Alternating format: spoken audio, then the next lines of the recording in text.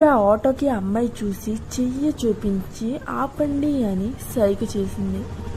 అప్పుడే ఆ auto driver ఆ అమ్మాయి దగ్గరలోకి వెళ్ళి ఆపేసి ఆటో డ్రైవర్ ఇలా అడుగుతాడు, ఎక్కడికి వెళ్తారు మేడం? రామ్నగర్ వెళ్ళాలి అని ఆ అమ్మాయి చెప్తుంది. ఆటో డ్రైవర్ ఫోన్ తీసుకొని మ్యాప్లో ఆ ప్లేస్ సెర్చ్ చేస్తాడు. ఎందుకు అంటే వాడు ఆ టౌన్లోకి కొత్తగా వచ్చుంటాడు. వాడు ముందుగాన ఎప్పుడు రామ్నగర్ వెళ్ళలేదు. రామ్నగర్కి ఆ చోటు నుంచి 7 కిలోమీటర్స్ దూరంలో ఉంటుంది. వాడు మేఫ్ నుండి చూసి ఆ మేడం వైపు చూసి అంటాడు, ఆటో బుకింగ్ 300 అవుతుంది మేడం. అప్పుడు ఆ అమ్మాయి అంటుంది, ఏంటి 300? 300 చాలా ఎక్కువ, 200 ఇస్తాను, వదిలేసేయండి. అప్పుడు ఆటో డ్రైవర్ ఆ అమ్మాయికి పైనుండి కింద వరకు వేరే విధానంగా చూసి ఆలోచించి ఇలా అంటాడు, సరే కూర్చోండి. ఇలా అనేటప్పుడు ఆ అమ్మాయి నెమ్మదిగా వెళ్ళి ఆటో లోపల కూర్చుంటుంది. అప్పుడు ఆ ఆటో డ్రైవర్ రామ్నగర్ వైపు స్టార్ట్ అయ్యాడు. ఇప్పుడు నుండి ఆ అమ్మాయి ఆటోలో కూర్చుంది. అప్పుడు నుండి ఆ ఆటో డ్రైవర్ ఆ అమ్మాయిని విచిత్రంగా చూసి పాటలు పాడుతూ ఉంటాడు. ఆ అమ్మాయి ఆ డ్రైవర్ బిహేవియర్ని చూసి జడిసిపోతుంది. తను జడిసిపోయి తన బ్యాగ్ నుండి మెల్లిగా ఫోన్ తీసి ఎవరికో ఫోన్ చేసి మాట్లాడుతూ ఉంటుంది.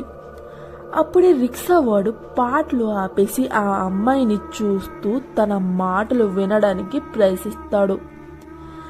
హలో శాలిని, నువ్వు వస్తున్నావుగా ఇంటికి?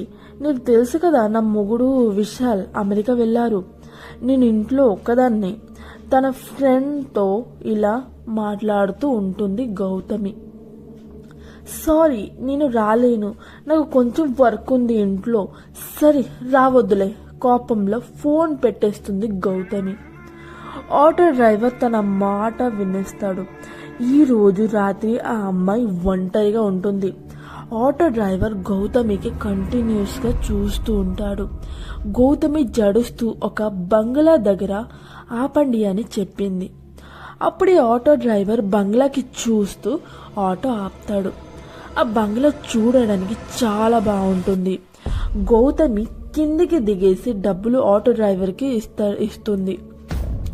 అతను డబ్బులు తీసుకున్నప్పుడు ఆ అమ్మాయి చేయిని టచ్ చేసి డబ్బులు లాక్కొని ఇలా అంటాడు, ఎలాగో ఇక్కడ వరకు వచ్చాను, మీ ఇంటికి పిలిచి ఒక టీ కప్ గురించి అడగవా మరి, ఇలా అని అంటాడు.